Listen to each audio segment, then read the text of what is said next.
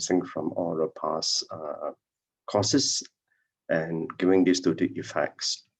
But more importantly, to understand the slanting of the Dharma because of seeds of goodness, which result in very severe, what you call that, retribution. I'm not sure whether you have actually, tried to contemplate what they mean by slandering the Dharma. I think if you have not, I think it's useful to do that because sometimes we also do it unknowingly.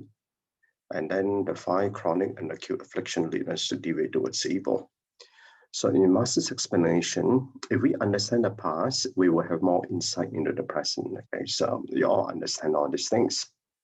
But the problem is that a lot of us, we do not know what our unwholesome habitual tendencies are.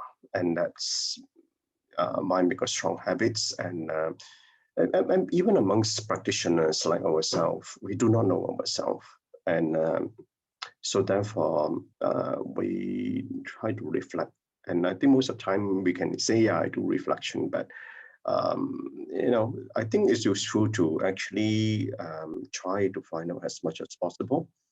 And there are 5 acute affliction and 5 chronic afflictions. And obviously Master mentioned about this.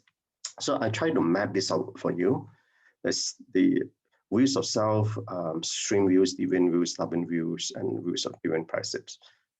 And I think you can sort of go across here, which I try to map it out for you all. The views of self is about greed, right?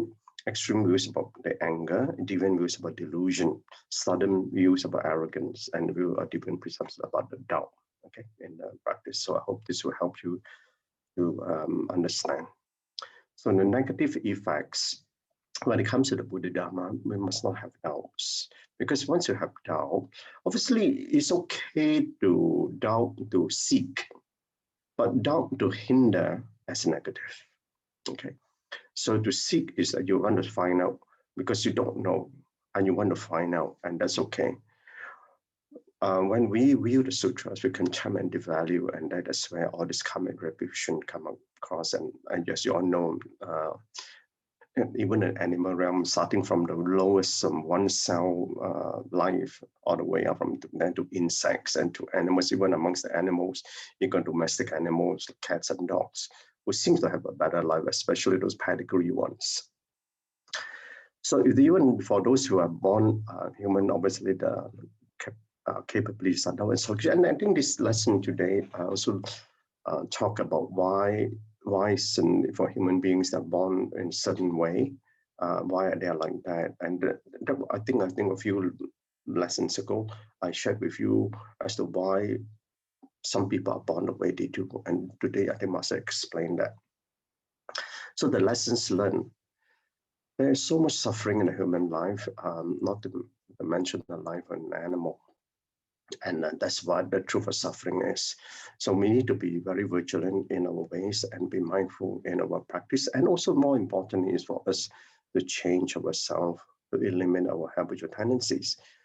I think this thing, I think I mentioned many times, and I think you all understand this. But there's a big difference between understanding and practicing. And I think even I myself constantly reminded my home sister, one of my faults. I'm still trying to correct myself, but I think it's useful for you, all to try to do that. Go in contemplation. When one fails to learn in life by progressing to live the wisdom life through the flawless true study by upholding precept samadhi of steeling the heart and mind to grow in wisdom, the rebirth will take place in the lower realms from one to purify the karma. You see, even the first one, precepts, and that's just basic, because the precept, the 5 precept is the one to prevent one from going down to the lower realm, okay? And samadhi is about stealing the heart and the mind, because without that, wisdom cannot grow. Humans have a discerning mind to choose and capable to do so wisely. And that's a power that we have, and the power to choose. But the lower realms do not have such capability, and the consciousness is too engaged in pain. So therefore, it's only this life that we know that this life we have power to choose and able to do so wisely. But so therefore, we got to be wise in a ways, and if not, we in future life will fall in the lower realms. Therefore, one suffers without escape, and that's a problem that we have. So in relationship, those who trouble you are the ones who train you to be perseverant and diligent in your practice.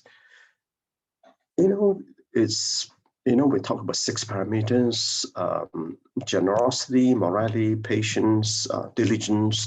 Diligence is about being perseverance. Okay, but when it comes to real life, it's not so easy, and we go back to our ways. And this reason why much that we can listen and listen and listen and listen again, unless you apply it in practice, it's not going to work very well. So be in samadhi to observe and not defiled by the conduct of others, and never inflict your negative emotion on others. And so grow in wisdom, learning from phenomena of people and matters and objects, so that you are in harmony with all. So you uphold this about upholding your precepts in samadhi and wisdom. Okay, with that note, thank you so much. Yeah, Gan En so much, Brother Chin, for your great sharing on the insight. Yes, Brother Chin and Sister Kapi.